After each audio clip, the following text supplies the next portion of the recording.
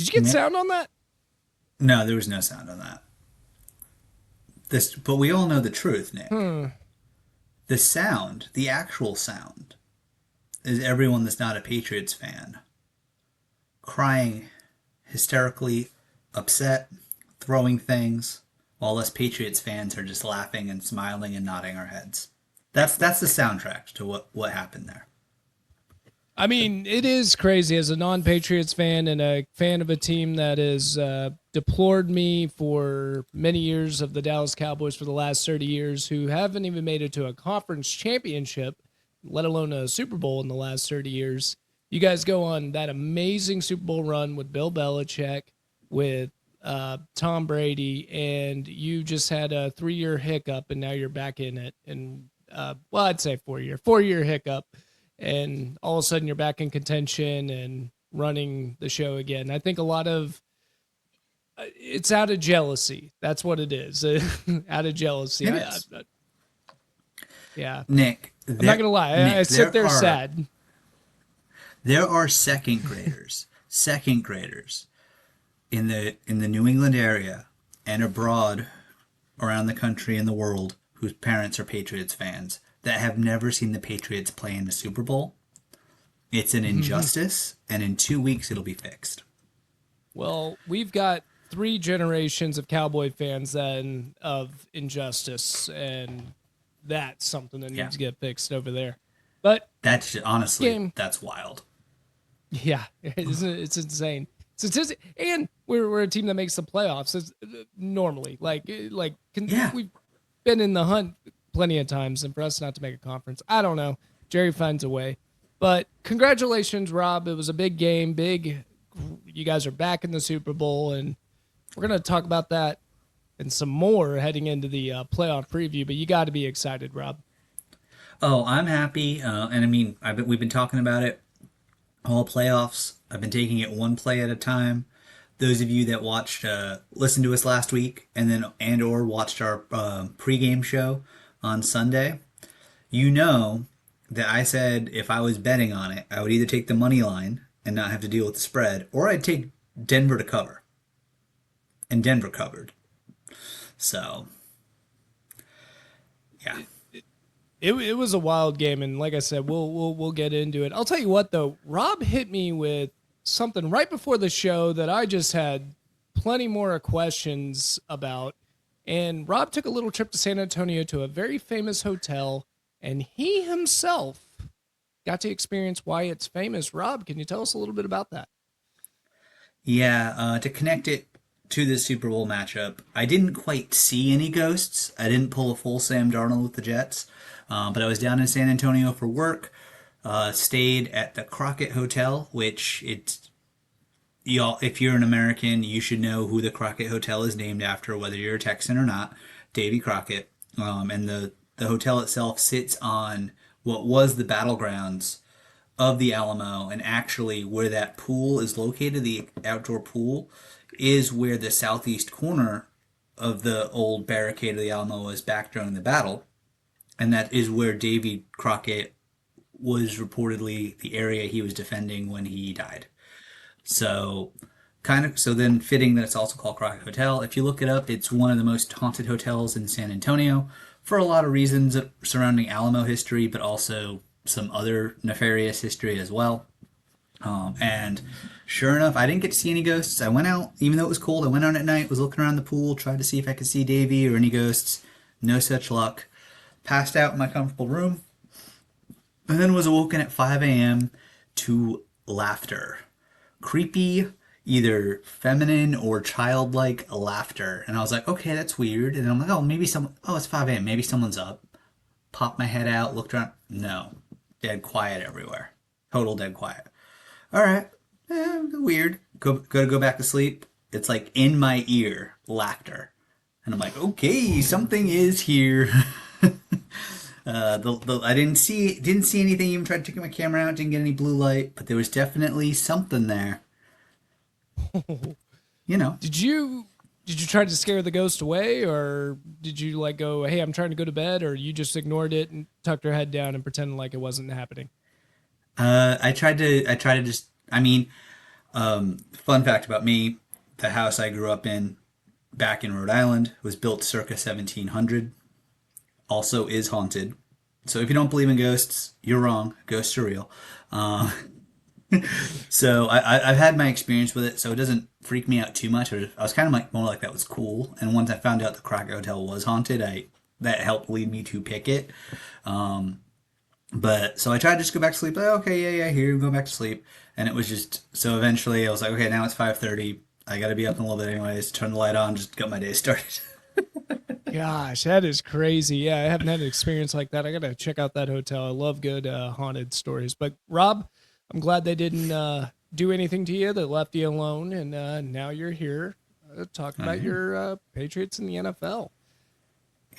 And we got a lot to talk. The NFL, yeah, we had the two amazing in their own right conference championship games. Even though the Pats game was not high scoring, it was filled with drama and controversy. And then the NFL is got quite the news offseason going right now. Where we get to touch on all these head coaching changes or haven't happened yet. We'll talk about your new defensive coordinator, and I may or may not have a rant about the Hall of Fame. Mhm.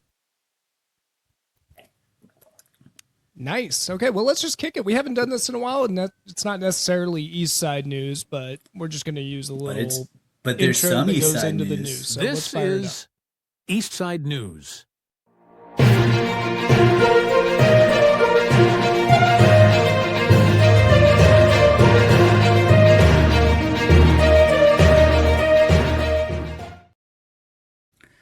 And it is East Side news because we're going to talk about the Atlanta Falcons, the Dallas Cowboys, the Ravens, the Bills, the Dolphins, the Giants. Like, these are all teams that are on the East Coast or in those divisions, so it counts. East Side news. Yeah. Yeah, we're gonna stick to it then. East Side News, and we just got to go down the line.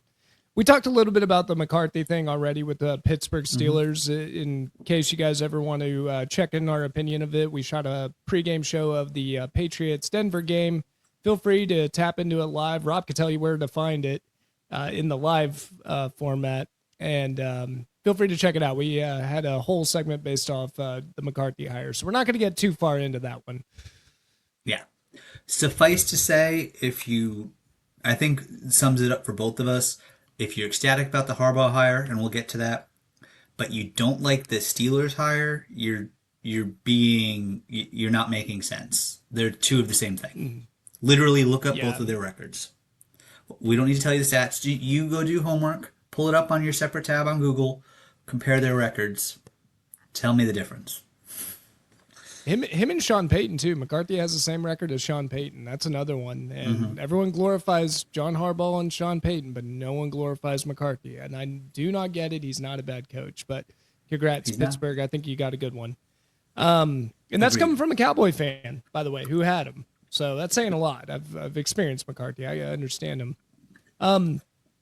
So let's start off with the Buffalo Bills. They ended up getting Joe Brady as their head coach, and which I don't think is necessarily a bad hire, but it's proven to me that I don't think they had a candidate in mind when they fired Sean McDermott. It still looks like a dumpster fire run by Beam and the owner, and I think this is just a disaster process. Luckily, though, I think Joe Brady is a pretty They good interviewed coach. a high school head coach. They interviewed a Yeah, high school they head did. coach. Yeah, and if you don't know what he's talking about, they're talking about Philip Rivers, whose only coaching experience was in high school, and he just played not that long ago. I don't even know why you interviewed him. I don't know what they were expecting out of that. Maybe Philip Rivers wants to get a little practice at interviewing, and they just wanted to see what they got.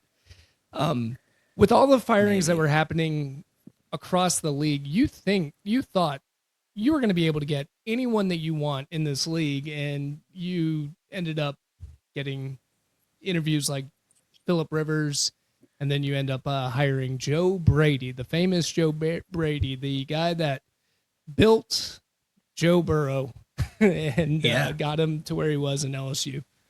Back I in mean, LSU. Mike McDaniel withdrew and said, "No, I'd rather go be an offensive coordinator for the Chargers than be the head coach here. He withdrew. Philip Rivers technically also withdrew his name. He didn't wait to get turned down. He was never going to get picked. But I think this is the case of they. It remains to be seen if they made a mistake. Typically, across sports, when a title contending team fails to cross the threshold and they make a coaching change, they don't bring a rookie head coach in. They bring in a veteran. The Bucks brought in John Gruden. The Red Sox brought in Terry Francona. You bring someone in that's got the skills to take you to that next step. That didn't happen here, but also I think that was ownership saying we don't know what we're doing, but at the same time, if we don't hire Joe Brady, then someone else will. And we want him to be with, and we want to keep Josh Allen happy. We got to keep Josh Allen happy. Plus, and I'm not saying someone else would hire him as an OC. He'd be the Raiders or the Browns head coach. Or the Cardinals. One of those teams would have hired him as head coach. Yeah. Joe Brady's been around the league for quite some time, and it seems like wherever he goes, wherever he touches, good offenses do happen. And he had a really good offensive coordinating career in college, too. How he got his name, that's kind of how he just got famous. He had that one big year with Joe Burrow and LSU, and they won the championship. And since then, for the most part, he's been producing really good offenses. I think it's overall a good hire. I think they're kind of mirroring, out of all the teams, probably not the best one to mirror, too, is very similar to the Cowboys situation with Brian Schottenheimer, except I would say Joe Brady has a little bit more accolades behind his belt. He's also younger, and this is going to be his first time, coaching, but I don't know what they were thinking. I would have gone with a veteran, like you said, but I just don't think they had an option out there, and they stuck with Joe Brady. I think they're going to be okay, though. Joe Brady is a really good, solid coach, and I'm shocked he hasn't had a head coaching opportunity until now, but, he's probably going to take advantage of it, and at the bare minimum should do the same thing that Sean McDermott did, at least make it to the playoff run and not end at least a good run of playoff appearances for the Buffalo Bills. I think they're going to end up all right with this one, but it was not a pretty interview process at all. I don't think they did a really good job, and they had a plan in mind after they fired Sean McDermott. I think they fired him and went, oh crap, now what? And they decided, okay, well, we could just promote Joe Brady. Yeah. They fired McDermott and then promoted Bean to president, and then blamed McDermott for the roster moves that Bean ultimately had the final authority to make. So, and then when they did it was also very poorly timed, because if you wanted to bring in a veteran coach, you just lost out on John Harbaugh. You probably should have said, hey, Harbaugh, we might make this move. Pause a second. But he might not have gone there with all that we're seeing that's going on. The other option for a vet was McDaniel or McCarthy. I think McCarthy, based on his background and his history, and also only selecting true blue blood teams to be a coach of, Pittsburgh was going to be his only option. Tomlin was clear he's taken the year off. So Brady, it really was Brady or bust as far as what you're going to do. So they've got him, and now we just got to see, is the Buffalo owner as crazy as Jerry? Is he as out of touch as Woody Johnson? On the plus side, we haven't heard that he's using Madden ratings and kids to figure out who to play, but also he's promoting the guy that's not putting together a deep enough roster.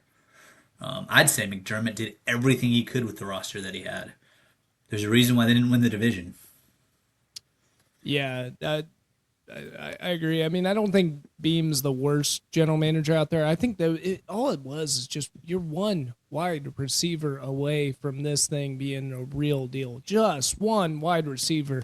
And there's very few teams that could say that. That's not something that you're just one away from. But if you had one bona fide, excellent wide receiver, this team probably would be out there competing in the AFC Championship with you and the with the Patriots this week. But instead, they didn't have him, and now they fall over here.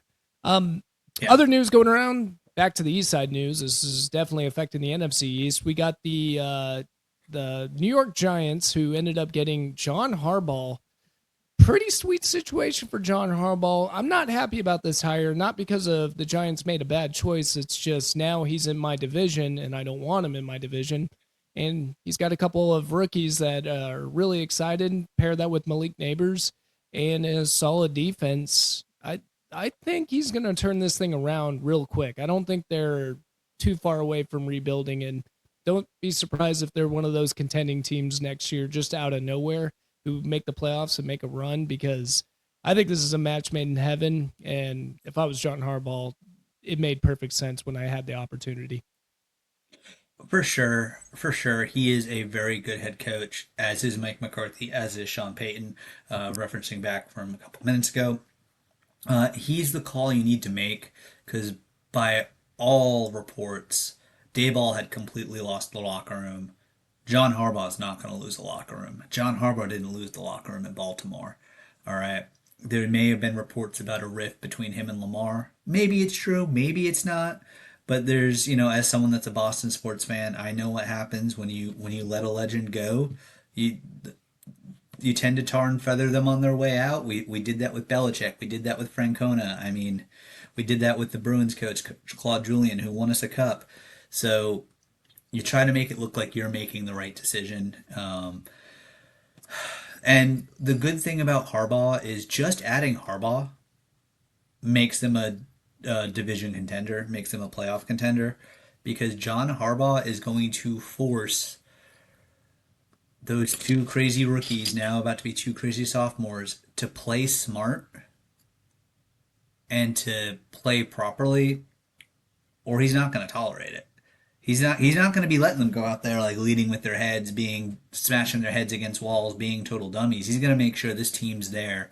He's going to give them that accountability, take away some of that selfishness, and infuse that team, the team aspect that is really needed. And Dayball clearly couldn't handle, which also shocking. He was one of the finalists. I think if Brady didn't get the job in Buffalo, it was going to Dayball, and was like, I was rooting for that to happen as a Patriots fan. My goodness. Overall, solid hire, good hire, best hire you could have had. If Harbaugh can't get them to the playoffs, I don't know. And yeah, nothing can at that point, because it's a very exciting young team. Their offensive line was starting to play a little better too. So I think he's going to fix a lot of things. I think coaching in the NFL, out of all the sports, football, I still believe coaching is the key. You can have all the talent in the world, but if you don't have good coaches, it just doesn't make a difference, because you need an army of one, and you need to make sure that they're all on the same page, communicate clearly what they want to do. And John Harbaugh does it better, just as good as anyone else in the league. So he is a phenomenal coach, and I'm not happy about this hire at all. I'm not happy about it, because I think they're going to be a nuisance for the Cowboys to come. Heading into the Atlanta Falcons, I'm going to let you take over this one, Rob, because this has been your hot topic for quite some time. What's going on in Atlanta? To me, y'all, I've known this. I've thought the Atlanta Falcons were take away the front office mess from a roster perspective. The Atlanta Falcons were not counting Buffalo, because we didn't know Buffalo or Baltimore were going to open. We thought maybe Pittsburgh would, but no one thought Baltimore. They thought at most Harbaugh was getting another year. So not counting those surprises with amazing quarterbacks, well, Pittsburgh, whatever. But yeah, Atlanta's got like that roster. The fact that they weren't an 11 or 12 win team is a travesty. Their defense is functional. That's fine. You only need a functional defense to win in the NFL. Not necessarily win a championship. There's a reason why the two teams that are playing the Super Bowl are playing in the Super Bowl. But to win and make the playoffs, at least, you just need function. And then you look at that offense. My goodness. Yeah, the quarterback, iffy, all right? But you've got Bijan Robinson. This generation's possibly and yes, I'm looking at it through burnt orange colored glasses here. Possibly this generation's Bo Jackson as far as NFL talent goes. Yes, he doesn't play baseball, but Just or Barry excitement level. Sanders, whatever you want to do. And then you put in look at Kyle Pitts. All of a sudden, when he's not told, all he's supposed to do is block. Thanks, Arthur Smith. He's a weapon. They got multiple receivers. Drake London, like the talent's everywhere. They just need competent coaching staff. I do think I know everything that's happened with Belichick. I think they made a huge mistake going with Raheem Morris over Bill Belichick. Belichick wouldn't all that drama that we've seen around Bill. Most of it is because he's leading a college program right now. Yeah, we'd have the tabloid stuff about him and Jordan, but all that extra is mostly just because it's a college program, and he's not in the pros. Where in the pros, it's a lot more hidden. He's not recruiting hundreds of people. The stories aren't getting out. I don't think Bill would have won a Super Bowl in Atlanta, but I think Right. he would have been, if he didn't set the record this year, he'd be setting the record next year for all-time wins if he was there. Well, he would have set it by now. 2 years he would have had it. Yeah, well, I don't know about just it being in college because man, the Bill Belichick this is Bill Belichick, man. This guy shuts the media down better than anyone else that I know. And I'm telling you, this relationship has done something to him. I do not like it. I don't like Oh, I don't whatever like it this either. I do not like it.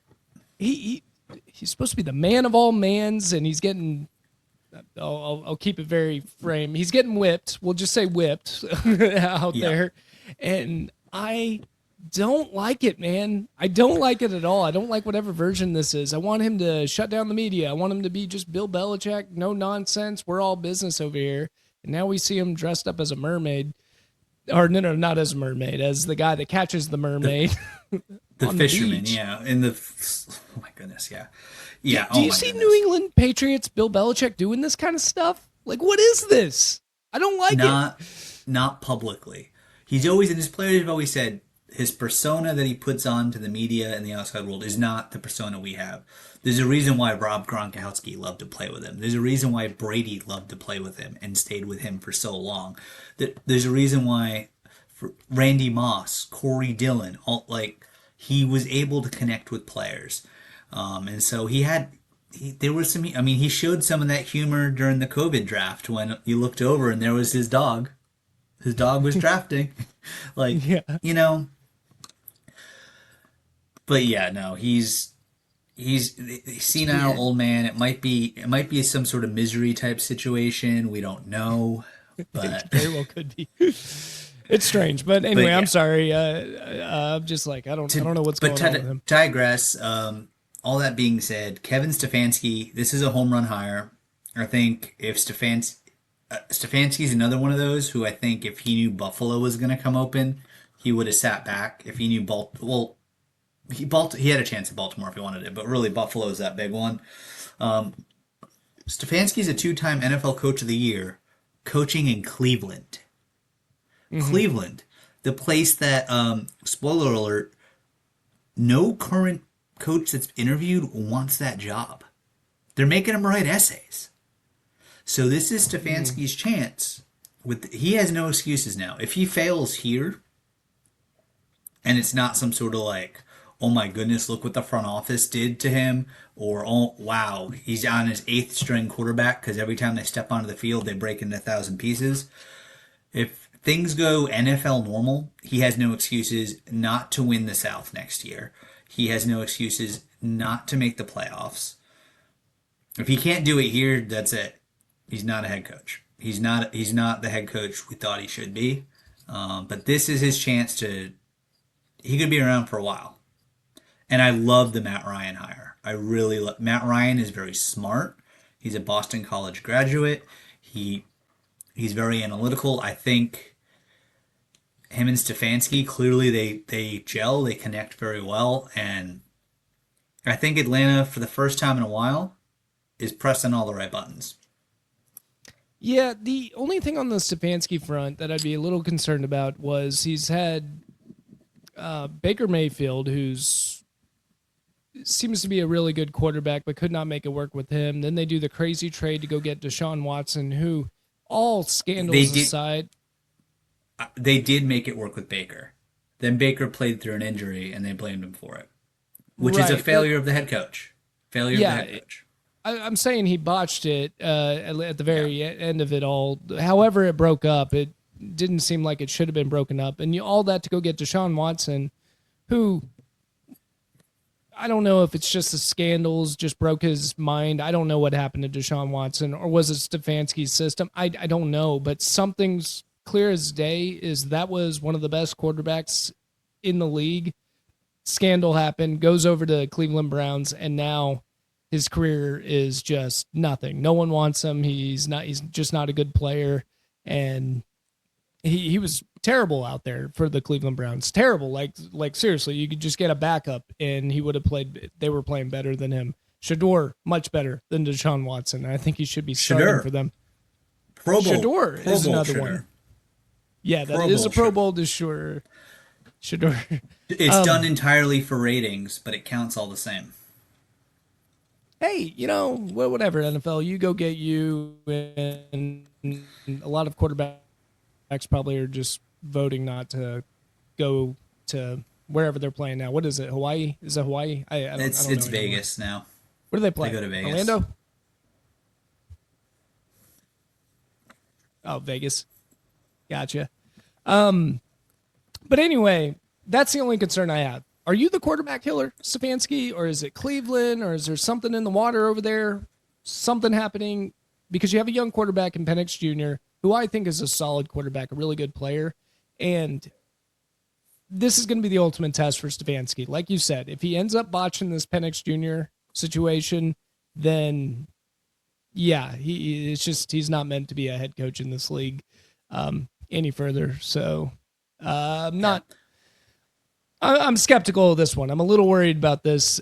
He also, anytime they do a players poll on like worst coaches to play for, Stefanski's like always number one most hated to play for. Those little things that they produce out where which teams have the best like food or training room, and they go through that entire list. For some odd reason, Stefanski most hated year in and year out. So don't know why. I don't know what that could be, because he's a hard ass and he could still mean he's a good coach. Sometimes it's better to be respected than loved, kind of thing. But I don't know. We'll see how he does over in Atlanta. They see something in him, and I think he runs a pretty good offense out there. So let's see what he does over in Atlanta. But I'm not as excited about the Atlanta hire, just because I'm not as high on Stefanski as most people. But if he does well, it wouldn't surprise me. Like you said, this team is rock solid on talent, especially on offense, and they have a legitimate defense as well. Yeah. Stat correction, last year the Pro Bowl was Vegas. This year it's in San Francisco. So I guess NFL is camped out for a full 8-ish. Well, I guess it's going to be on Tuesday, so they're making it kind of part of. So we're recording this on the 27th. It's going to be on Tuesday night is when the skills are. So I guess they're just making it as part of Super Bowl week. So that way, which honestly not a terrible idea, because then you don't have media traveling to two locations. You get more media, more coverage.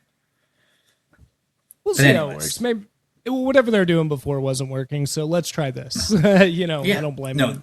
They should. Getting rid of the game was smart. Doing the skills much smarter.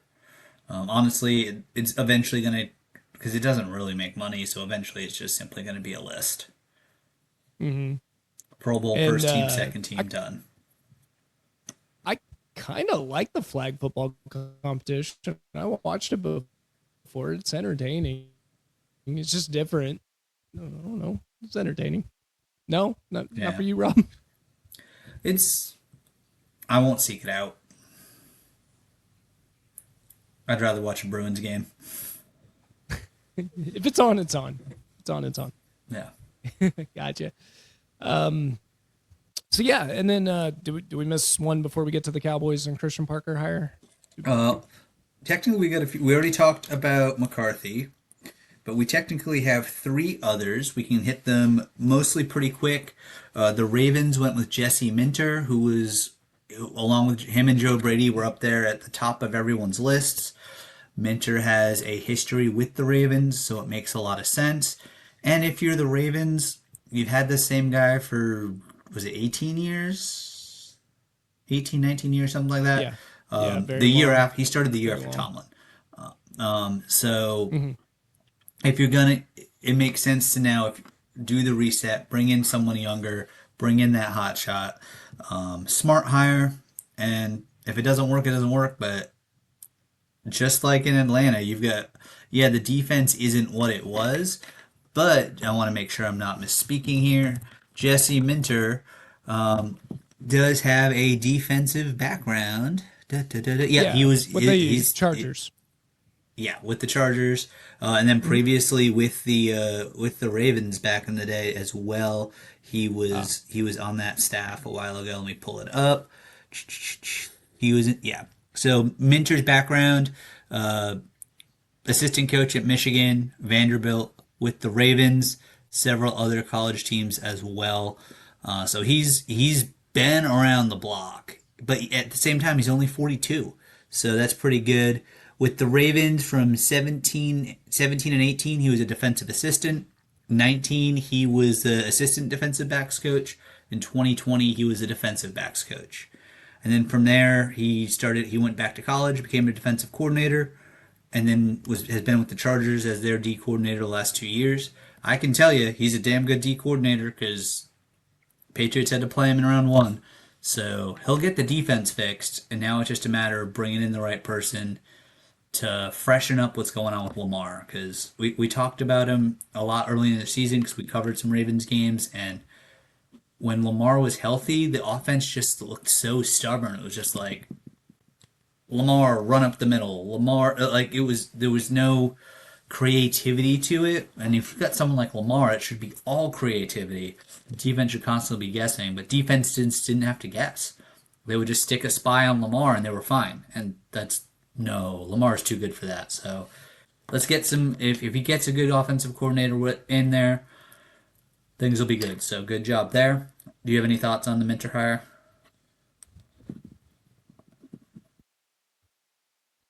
I'm I'm a big Minster fan. I broke him down a little when I was trying to find an equivalent defense that doesn't have as much talent, kind of like the Cowboys, and I broke down their defense really well. The most impressive thing that he did was according to Pro Football Focus, he didn't have that much talent on the Chargers defense, not much at all. There was a couple of people that were like top 10 in the league, but that was it. He just knows how to coordinate. He knows how to get those players in the right spot. It's a very complicated scheme, but if you can get those players to execute it real well with a mix of man to man and zone, he's a phenomenal hire. And I think this is going to be a good setup for the Ravens. The biggest weakness this year, other than the fact that Lamar Jackson was hurt and their offense was like, was their defense did struggle this year. Towards the end of the year, it got better, but in the beginning of the year, that defense was a wreck. It's something to do. I didn't plug in the internet on this one. But anyway, Gotcha. So yeah, um, so the next hire, you're just giving yourself some edits. That's all you're doing. yeah, plenty of edits. I love that right now. But go Yeah. ahead. So the next hire, the Dolphins hired Jeff Halfley over from the Packers. He was on a lot of lists as could be a good head coach. I don't know much about him, other than the Packers liked him, and now he's taking a lot of the Packers' assistants. So LaFleur's got to completely reset because he's taking and promoting a bunch of Packers assistants. So it's that hire is affecting two rosters there. The Dolphins have a lot they need to fix. I'm on record saying they firing McDaniel was a mistake. He did not lose the locker Hmm. room at all. You had a Hmm. Tua problem, and in some ways maybe a Tyreek problem, but definitely a Tua problem. And that's not going to change. We'll see if Quinn Ewers is even on the roster now with a new head coach coming in. They might just totally clean house. I'm curious as to where it goes. I don't expect the Dolphins to be making the playoffs next year. I think they're in for a full rebuild. I agree with that. I should have kept McDaniel. That's all I got to say on that. And I don't think this is too much of an exciting hire. We'll see. We could be wrong, but it, like you said, their problem wasn't coaching. It was they've got a Tua problem, and they got to figure out that part out. And if they would have, I don't know, traded him or tried to bench him for Quinn Ewers for next year, I don't know what they would do with him. I think McDaniel was going to set Quinn Ewers up for success. And I feel kind of bad for Quinn Ewers because I don't know where he's going to go or if he stays there, but I think he's a really good quarterback. He does need a good mentor, though, because it took him a while to learn in college. And it's the same thing here in the NFL. And if his career doesn't end up too well, I'm just going to blame it over to coaching because he needs a good mentor to make sure that the offense is running really smooth for him. Yeah, and I would not be surprised if the Dolphins do let him go because they totally clean house. If the Chargers don't scoop him right up, and that's a great situation for him to keep learning. He can go sit behind Justin Herbert for a year or two, continue to be mentored by McDaniel, and then who knows, whenever McDaniel gets hired to take over the next job somewhere, he might just go right along with him. Yeah, very well could. For sure. So that's the Dolphins situation. We're both not that excited about that one. What's the next one on the list? The last head coaching one is Robert Saleh, Titans. Good hire. I like this. I think it's a solid hire. I think he got screwed over with the Jets' whole situation with Aaron Rodgers. He was actually rebuilding that team, and they were starting to play a lot better with Saleh. He had a weird quarterback situation, and he was looking for a quarterback situation, and it just did not work out. The only thing weird about Saleh, though, is he the one that got Sam Darnold? I think he was for the Jets. Right? He had Darnold was gone by the time he was there. He had what's his name? Zach from Wilson. BYU. Zach Wilson. Gotcha. Okay. The Jets have gone through so many quarterbacks, it blows my mind. And Zach Wilson, I don't think is turning out to be that great of a quarterback right now. So Saleh just needed a quarterback in a decent offensive run game and play, just overall play, offensive play calling. So I think he got a bad rap in the Jets, and I think he's actually going to work out real well for the Tennessee Titans. I find it funny because they're kind of going back to a Vrabel style. What would I do? No. You're right, but I keep going, and then I'm gonna jump in. I think he's got a very similar style to the of Vrabel. So they got rid of Vrabel, they tried something new, and then I think they're trying to find their Vrabel back. And the best thing they got is Saleh. But I think it'll work out. At least they have a quarterback right now who can maybe play. He just needs a little bit more years under him. And maybe Saleh could figure it out. It could take him to the promised land. maybe maybe Amy Adams Strunk and that front office have learned. Maybe they've paid their penance. But if I'm Robert Saleh, after seeing what happened to Vrabel and after going through what I went through with the Jets, I would not have even boarded a plane to Nashville to interview. No, you wouldn't do it? Stay away from this? I would be looking for a much more stable job, and Nashville's not up there. Granted, maybe they've learned, but I think they were pitch. I think they had to pitch to Saleh as much as Saleh pitched to them. Hopefully, I was a big. I think as a Pats fan, we got lucky that the Jets had Aaron Rodgers and ownership pretty much kneecapping Robert Saleh from having a functional team, because I think he could have been can and should be a good head coach for a long time. We'll see if he works out with Titans ownership, and we'll see if Titans ownership has some patience and understanding. Which history says they don't. But let's see, because they have to have a lot of patience. They got Cam Ward as their quarterback who had a sketchy year this year, and you need to grow. You need to grow, and I think Saleh's a good mentor to help a team grow, at least rebuild, and I think he's the guy to choose for that. Yeah. So for sure. So that leaves 3 head coaching openings as of this recording still open.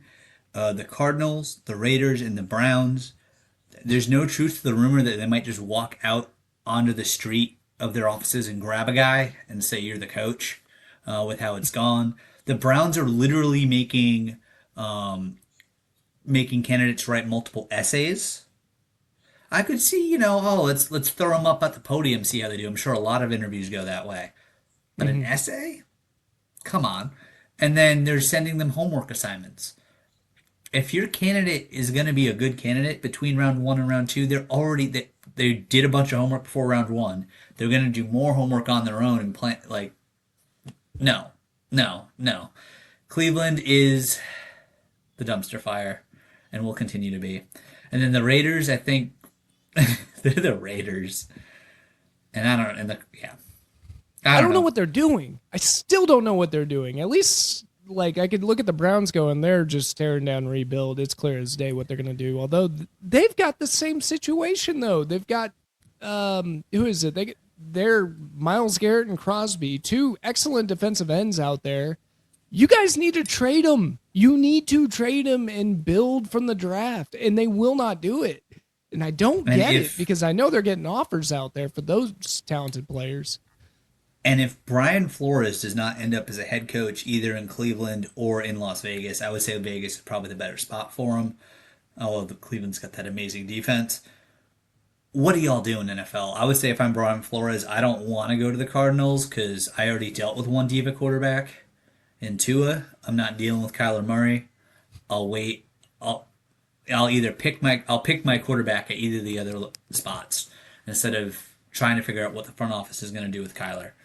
So we'll see.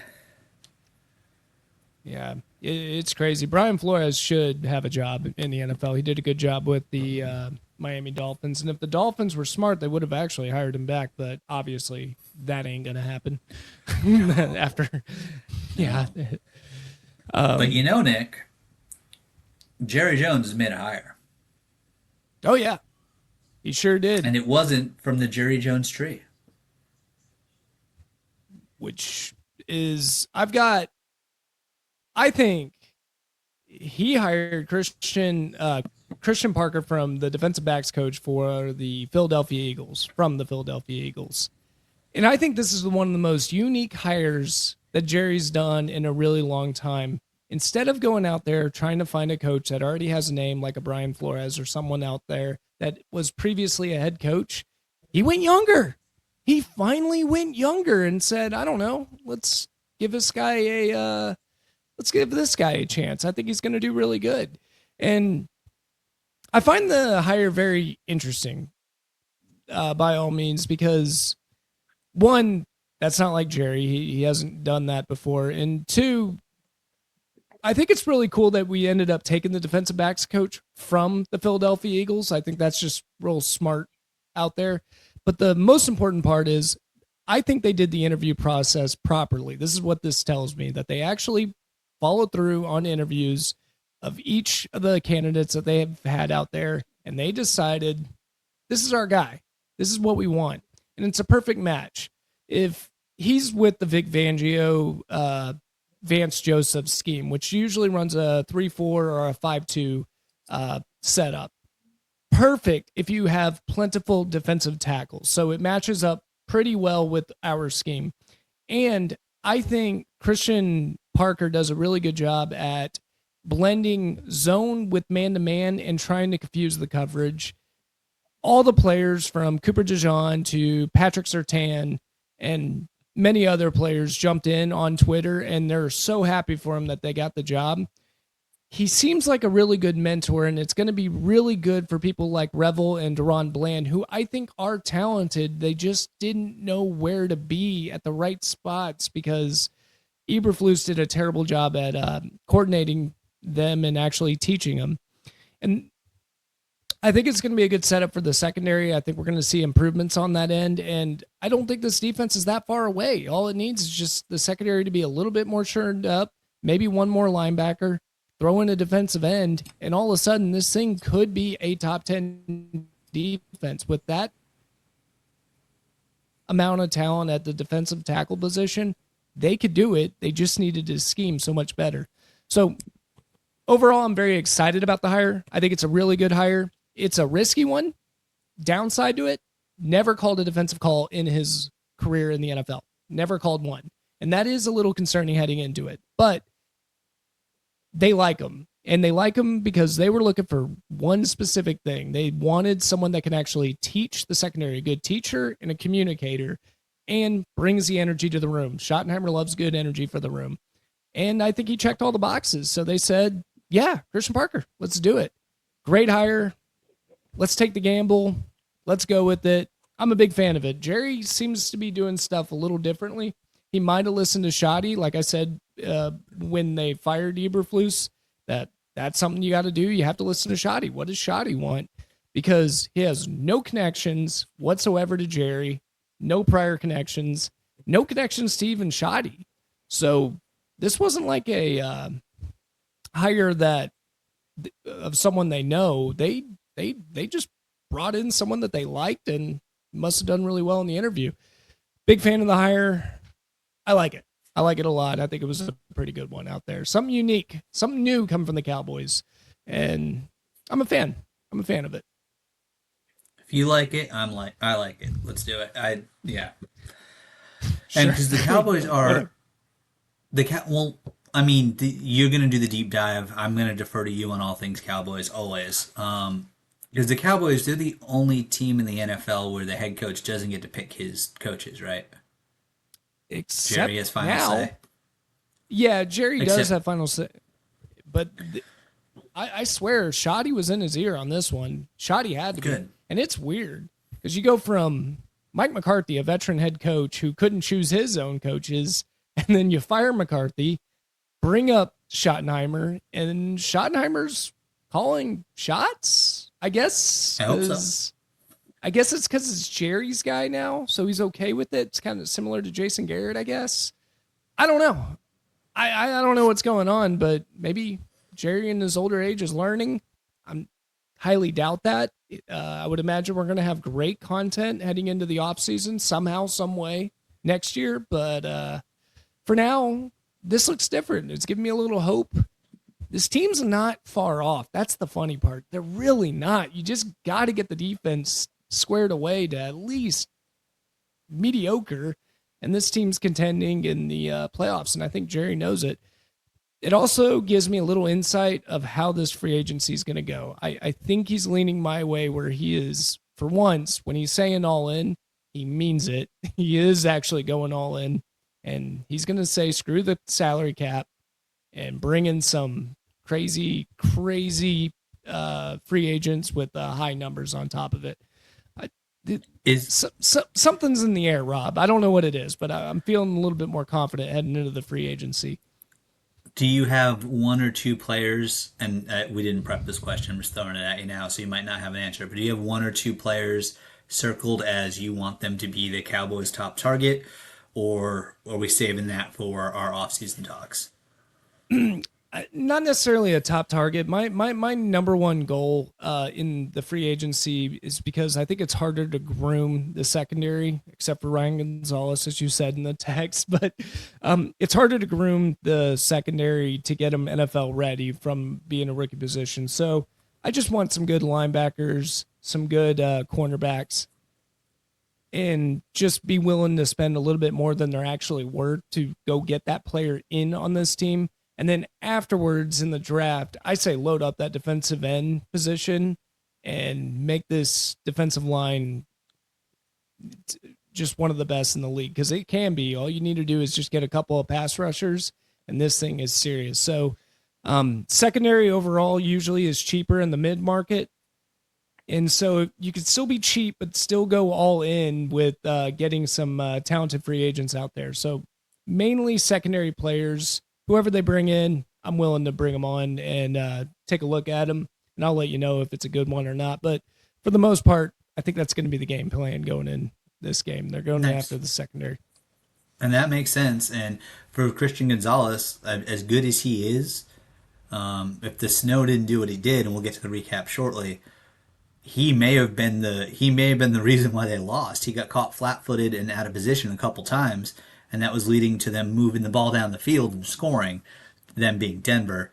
And then you also, just to keep it, talking about load up on defensive end, probably the most impacted, yes, we brought in Carlton Davis. Yes, we brought in Robert Spillane, and Spillane's been the play caller and the captain of the defense.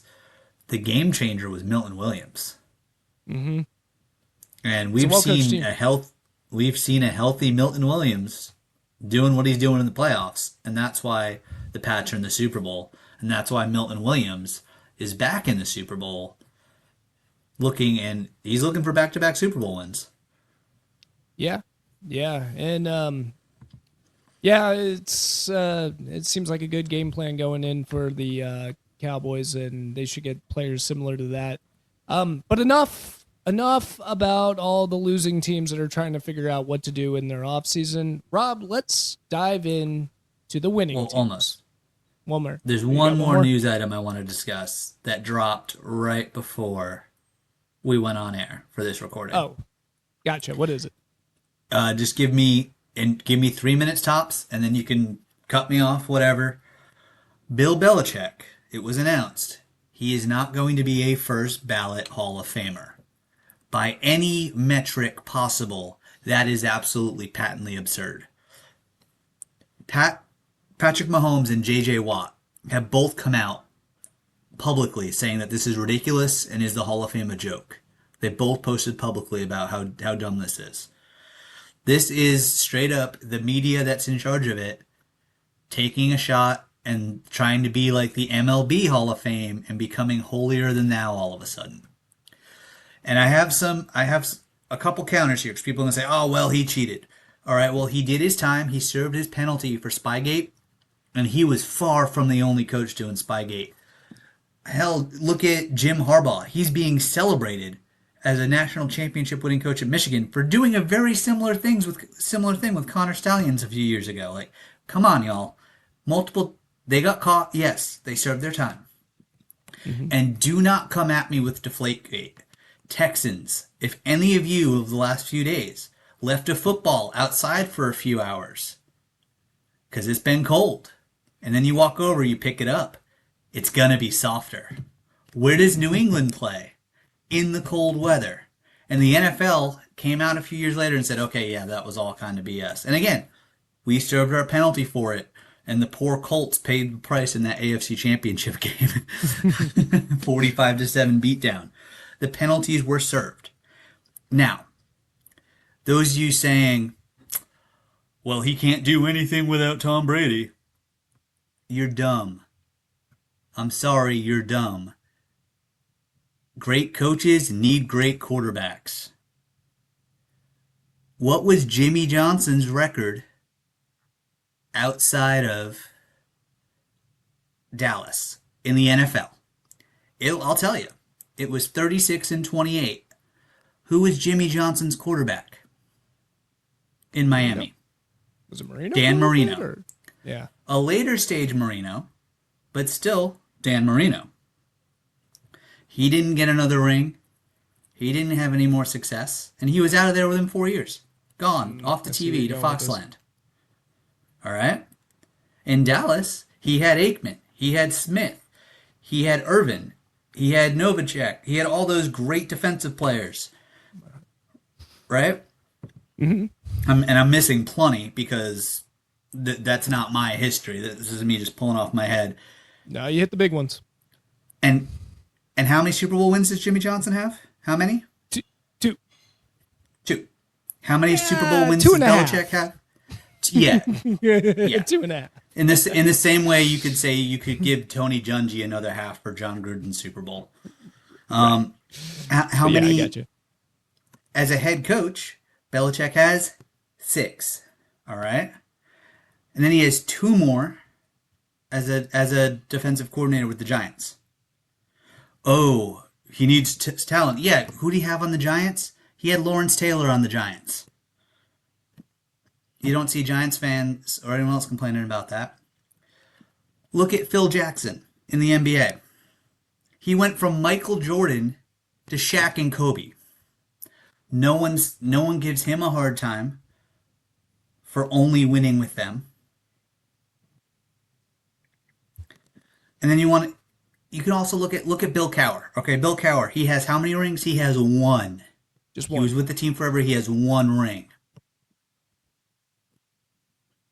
And he didn't get that ring till he had who as his quarterback?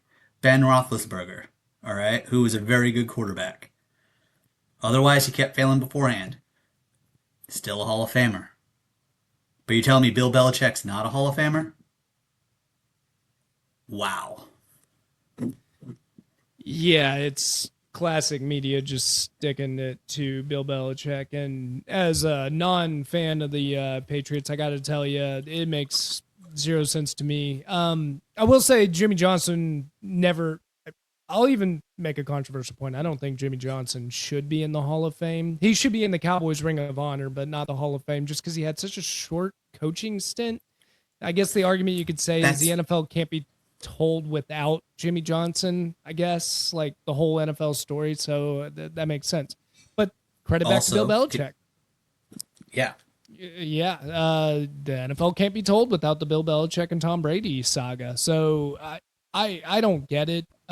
This screams to me very similar to the way they treated Terrell Owens, who was number 2 in all of receptions, all-time yards, touchdowns, every stat metric that you could think of for a wide receiver.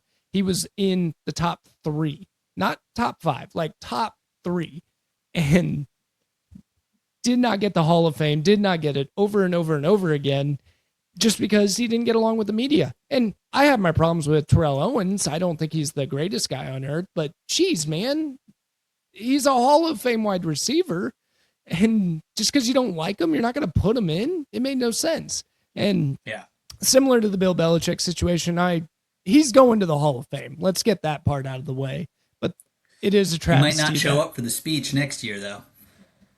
I mean, I sure wouldn't. I sure wouldn't. I would stick it to him.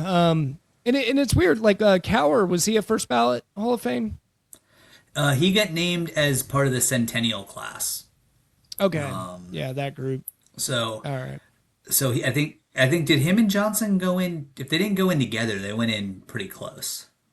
He needed the extra nominees to get in for Jimmy Johnson. He needed it. There was no way he was gonna get nominated for it. I mean, Jimmy Johnson getting in as a coach is arguably similar to how Terrell Davis got in as a player. Right. Without Terrell Davis, John Elway is sitting there with Dan Marino saying, we're ringless as players. Yeah.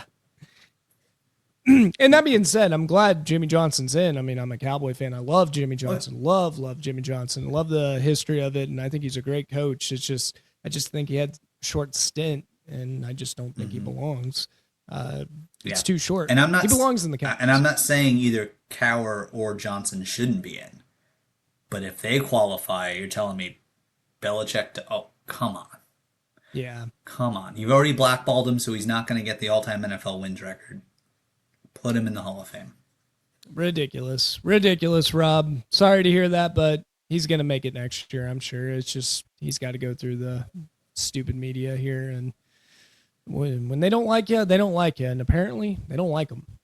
And by the way, if you would have asked him good questions, I mean, talk to him about long snappers, he'll have a good conversation with you, but don't talk to him about, I don't know, stupid drama on the field. He just doesn't want to talk about that stuff. He just wants to talk about football. Yeah, he just wants to talk football. Now we can move on, though, to the winning teams. I had a rant. Totally forgot about it, but we'll kick it off and we'll head over to the playoffs because I guess some football was played, right, Rob? Yeah. At least half of the AFC Championship game was played.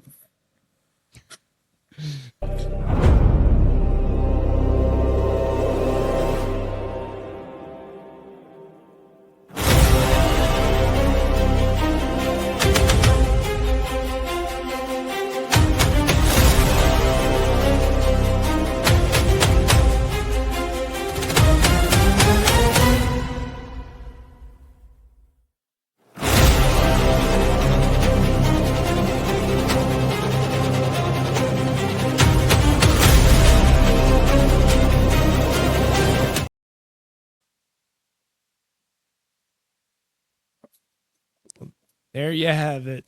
Rob, the floor is yours for the first one, for sure. What a beautiful football game. It was what everyone dreams up. No, honestly, We talked about it in the pregame show. We talked about it last week. I did not think New England matched up very well at all with Denver because of that defense, because of Will Campbell's struggles. Early season Will Campbell, I think the Patriots would have been fine. I think they would have done what you thought they were going to do and put up 21 plus points. But this Will Campbell that we've seen since he's been back from injury, he just kept getting run over in this game. And early on, it was very clear Drake May was in his head. And all that Drake May could think about was don't let go of the football. Don't turn it over. And so he was reacting, he wasn't playing. And when you react instead of play, that's when things don't go well. Somehow mistakes didn't happen as far as turnovers. But we didn't see the Drake May we expected or wanted. Granted, having Matt Collins back was fantastic. He came in all crazy, barefoot as always. And then, yeah, May only threw for 86 yards, but it was the most beautiful 86-yard game ever played. Of course, because the Patriots won, and I'm biased, and I'm a homer. Reminder, those of you that love to hate on me, this show is called Nick and Rob Homer Hour. All right? So Matt Collins came up with arguably the biggest catch of the day on ultimately what was the Pats' touchdown drive when Drake May finally got loose for one down the field and connected with Hollins. It was solid, went all the way through. But when it was needed, and this is fun for us as Pats fans because we're not used to this. When it needed to happen, Drake May got it done with his feet. Even that last play, that clinching first down, which in our group chat that we have with friend of the pod Ryan, I called it. I said they're gonna roll Drake May out and then he's gonna run for it, and that's what they did. But apparently, I was technically wrong. That's not the play Josh McDaniel called in. It was supposed to be a stretch run, and then but May opted. He saw what was going on. He pulled and ran and got it himself. I'm cool with that. And obviously, I'm sure McDaniels says, "Hey, it's a little bit of it was probably a run option. It probably wasn't a run pass option. It was probably an RRO. It was either give it to the running back or take it yourself. Because at that point in time, my goodness, you could not." He couldn't see his receivers. His receivers matched the snow. Yeah. But we took it one play at a time all the way through. We got it done. Yes, our kicker missed a couple kicks. Whatever. He made the one that mattered. The 63-yarder, there was no way that was ever going to go through. That play only ran because there was only 1 second on the clock. Mm-hmm. So why not try it? It's not going to get blocked. It wasn't blocked. Because, he's going to put so much leg on that. That was going to have a high launch angle anyways, you baseball fans. Yeah. And it worked out. And ultimately, we talk about it. You've seen me in live streams. I love it when coaches go for it. But in close games, in big games, I'm always saying, take the points. When you have the points, take the points. If Sean Payton kicks that field goal, the Denver Broncos are probably going to the Super Bowl. They go up 10-0, probably going to the Super Bowl. How did he not know the weather was going to get that bad? It's Denver. They have forecasts, and when it comes off the plains, when it whips up, it's a known thing. It was a tale of two halves. It was a tale of two halves. The second half was all about the snow and the Pats defense capitalizing on it. Jarrett Stidham, actually, I know ultimately Jarrett Stidham cost them the game, but I don't think he cost them the game. Because of that crucial turnover that he had, I think ultimately Bo Nix would have been the better option for the Broncos if he was available. But I think, Stidham showed why he belonged in there. I do know there's especially some Longhorn fans, once the weather turned the way it did, that were saying, you have Sam Ellinger. Put him in there. You don't need don't throw the ball anyways. It's not going to work. Put him in there. But obviously that didn't happen. Risky. And even the NFL tried. The refs blew the whistle. They should not have blown the whistle on that backward pass. It should have been a defensive touchdown. Luckily, and again, I called it in our group chat. I'm like, that pass was backwards. That should be a turnover. Obviously, I'm calling it with homer-colored glasses, but like to me, I'm like, that's a backward pass. Yeah. And I'm glad the refs got together, really thought it out, made the correct decision. And it was clearly the correct decision because Peyton didn't fling a challenge flag for that one. So it was, okay, it is what it is. Move on. But wow, Mike Vrabel went toe-to-toe with Sean Payton and he won. Thank you, Amy Adams Strunk. Thank you. The one thing I will say, what scares me going in, next week we'll talk even more, but the Pats defense is amazing, but their secondary really plays for their home run hitters. They don't hit for average. And they're either giving up a big play or they're making a big play. And Sam Darnold is good at it, much better. Sam Darnold's going to be the best quarterback they've faced in these playoffs. Yes, better than Herbert. I said it. He's going to make them pay on some of those. So they might need to adjust that scheme a little bit. Not be as soft in the zone as they have been. But we'll see. We'll see. Ultimately, of course, the correct team won. That being said,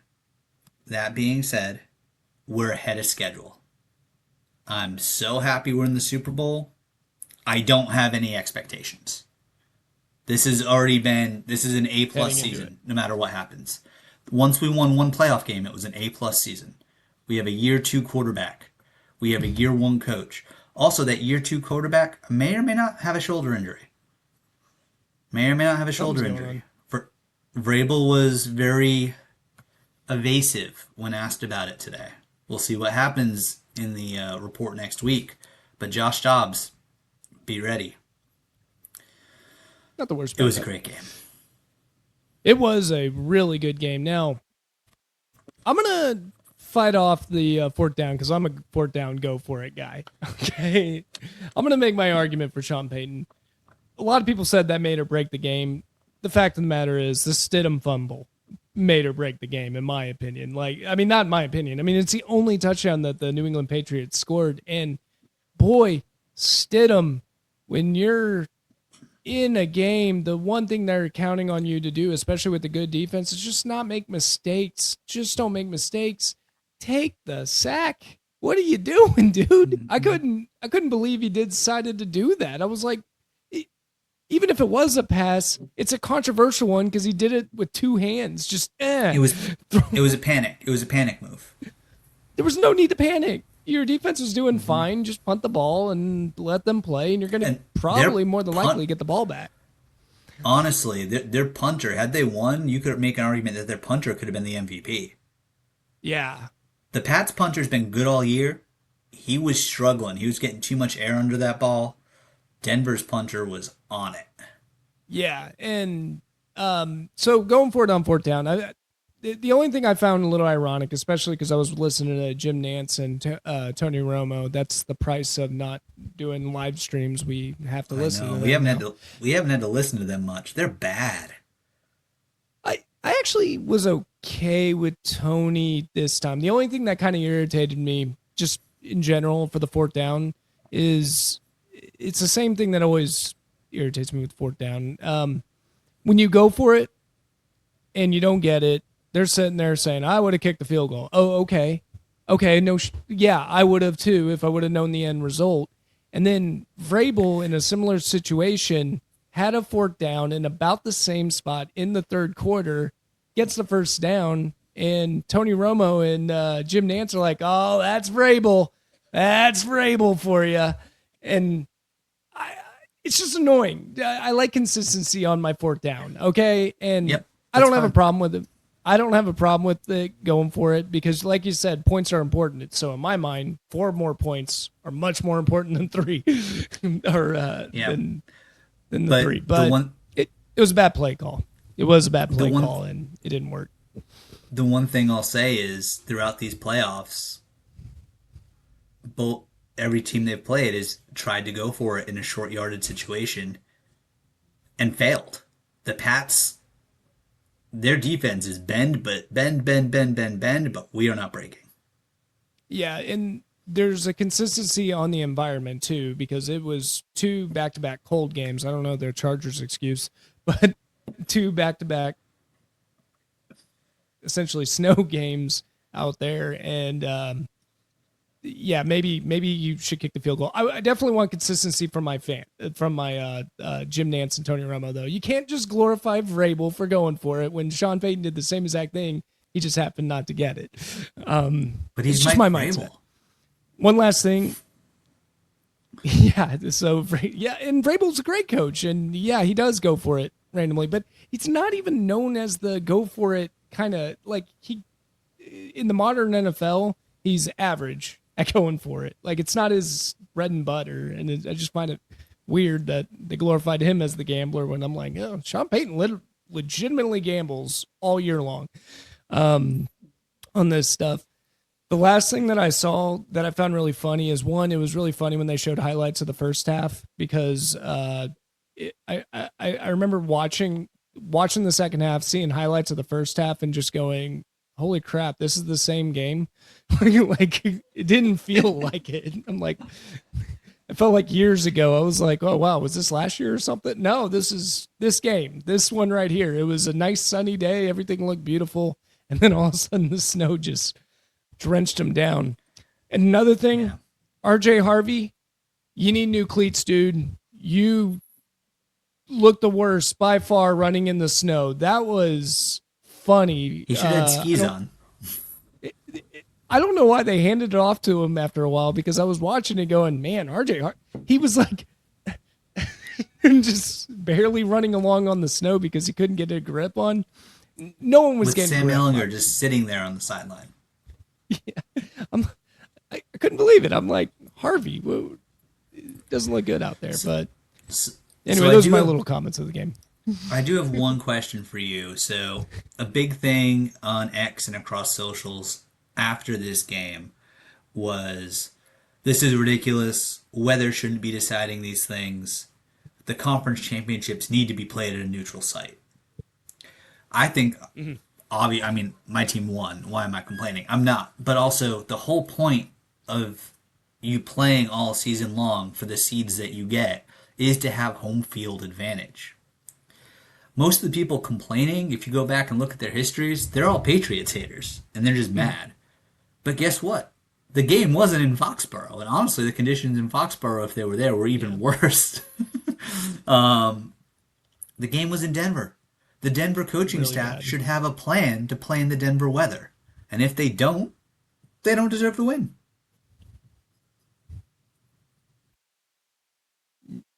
No, you can't blame weather. I'm not going to blame weather. I am of the mindset though, and I find it really hypocrisy here though. But like, I don't mind the playoffs having snow at all, but I definitely want the Super Bowl to be clean as a whistle. I want true, like who's the better team at this point? I don't want weather to be the environment over there. You want my honest opinion? I think the Denver Broncos benefited from the snow. I think this game would have been a bigger blowout if it wasn't for the snow. You want my opinion? Or not that it was a blowout, but the New England would have dominated that game because I just think they were going to be able to move the ball. And Stidham was holding the ball too long, and that defense was just going to crash in on him, and he was just going to make panic mistakes because it just looked like he had a flaw to his game, in my opinion. So weather be damned if that's what people are saying why the Patriots won. I would counter it going, I think this thing would have been much, much worse. They had the more stable offense. They had their quarterback out there, Drake May out there.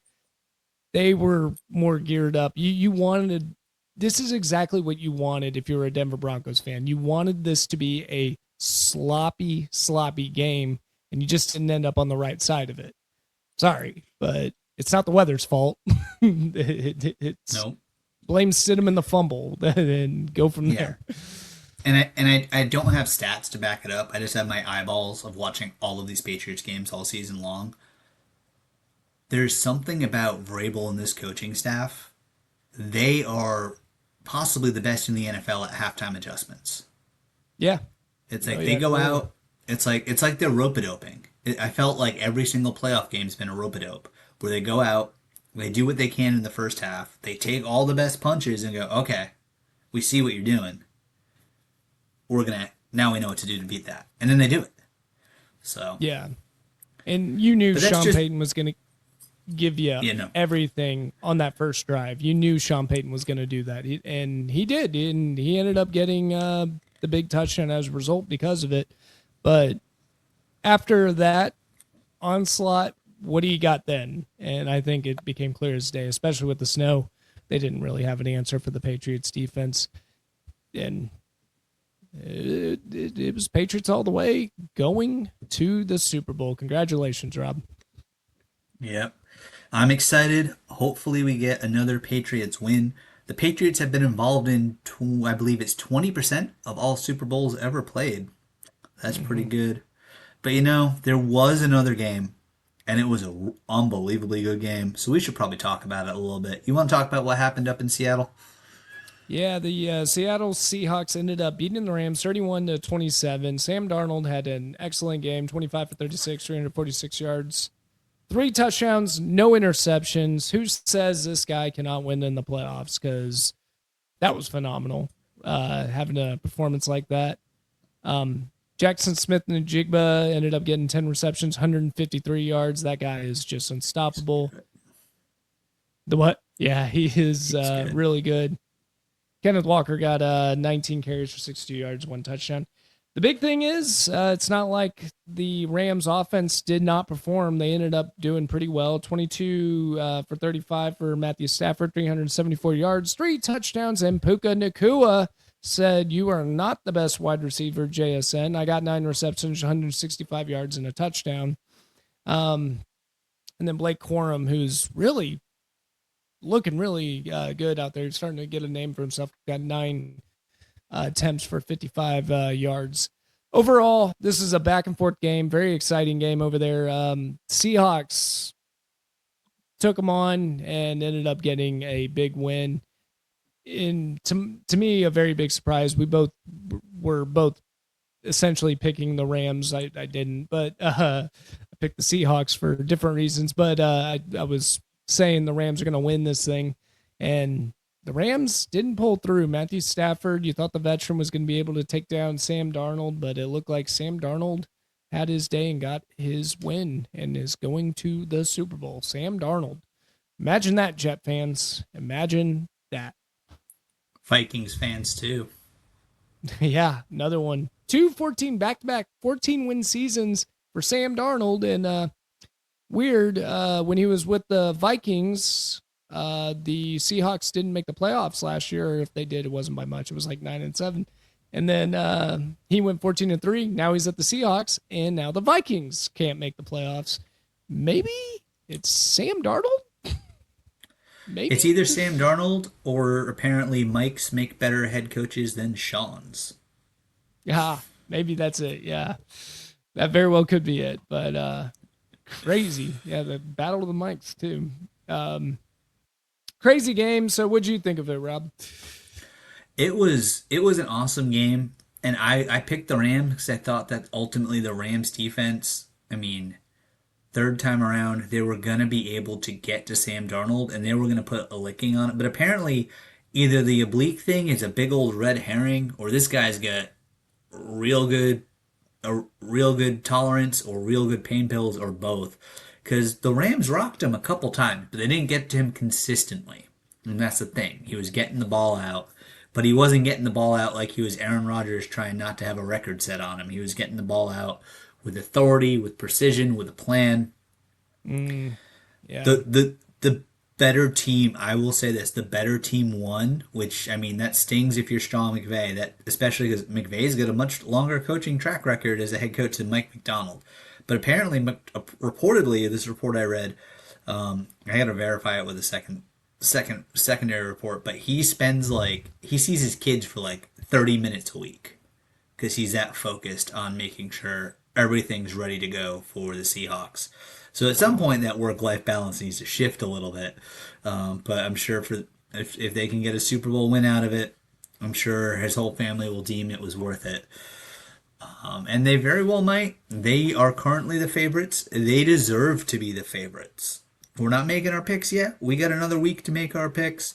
The Seahawks, though, at the moment, they deserve to be the favorites. Yeah, and I loved all year long the Clint Kubiak offense because this thing is such a well-oiled machine. I love well-oiled offenses where you can just tell that all their game planning just connects. They do motion, they do play action, but it looks crisp. All the players are on the same page, and I just love watching the Seahawks offense. To say that, I actually like watching the Rams offense too because it's the same thing, right? It's just crisp. Yeah. It looks nice. They know what they're doing. Everyone's in unison. And you can just tell it's a the surprising part is the offense was a little bit of a struggle, not super struggle. It was just a top 10 offense heading into the playoffs. And I don't think a lot of people predicted Sam Darnold to take this team much further because he was going to start throwing interceptions. Sam Darnold said, I am tired of that narrative that I'm this guy that can't go to the promised land. And he ended up getting over the top and out shooting Matthew Stafford. So crazy game it was. Very exciting to watch. Complete opposite of the Patriots and Denver, where it was a low scoring affair, 7-10. It was a much higher scoring affair. And, just a good game. It was a good blend of two different styles of play over there over the weekend. You got a cat or a dog yelling at you? I got a dog. He's looking for snacks that I dropped. That's what he's looking for. I don't have snacks, though. Sorry, Monk. But yeah, overall, a great championship weekend. We're excited for the Super Bowl. We will have a podcast out next week as well with our full Super Bowl preview with our picks and the picks from everyone in our Pick'em League also. And then we are not going to live stream the Super Bowl, y'all. We love you, but let's be honest, we're not going to get huge numbers on this one because the Super Bowl, everyone has their plans. They go to their parties, they do their thing. And also, as a Pats fan, I either want to celebrate or cry, not on camera. Yeah, honestly, watching along for the playoffs, it's a real nerve-wracking. I mean, you saw me in a regular season game against the Packers, so I can only imagine. Yes. That's all I can do is imagine. But, the odds are high. Nick and Rob Homer Hour fans, the odds are very high. Nick and I will be watching the Super Bowl together. The odds are quite high on that. We usually do. It just won't be on camera. But we will have our regular pod next week, and we'll most likely have another pregame show to release before the Super Bowl. So once you get your fill of Green Day and whoever else, but the game's not quite on yet, you'll be able to throw on the Nick and Rob pregame show and get properly hyped up. Yeah, and we plan on doing a pregame show for the Pro Bowl too, right, Rob? Well, I mean, I guess technically, because of when we're going to be recording, if we recorded live, no. Oh, okay. I wanted to get your hot takes on the flag football game, but I guess not, Rob. I'll give you one right now. Shadur Sanders MVP. Do they give out an MVP? If they do, he's getting it. I agree. Let's do it. So you hear that? Nick and Rob endorsing Shadur Sanders to win the MVP. That is our stance. So go Shadur Sanders. Go throw them that ball or whatever happens. I don't know. But that's it for us today. We're gonna do our picks. I'll announce all that. We'll get all that posted for Tuesday. See who's in the right position. Guess what? Knock knock. The Patriot fans are in really good situation. That's Rob and Ryan. And so hopefully maybe we can have Ryan on talking about that game and the picks, and we'll see. Yeah. I imagine you guys are going to pick the same team just because you have to, but yes, we don't know yet. My pick's not official. My pick's not official yet. My pick's not official, but it's not the regular season anymore, y'all. We know who I'm picking. Right. Absolutely. And we'll see you next time on Tuesday. Rob, where can they find us? Yeah, where can y'all find us? If you're looking at our beautiful faces right now, you found us on YouTube. Thank you. If you haven't done that yet, hit that like button. That really helps with the algorithm with us.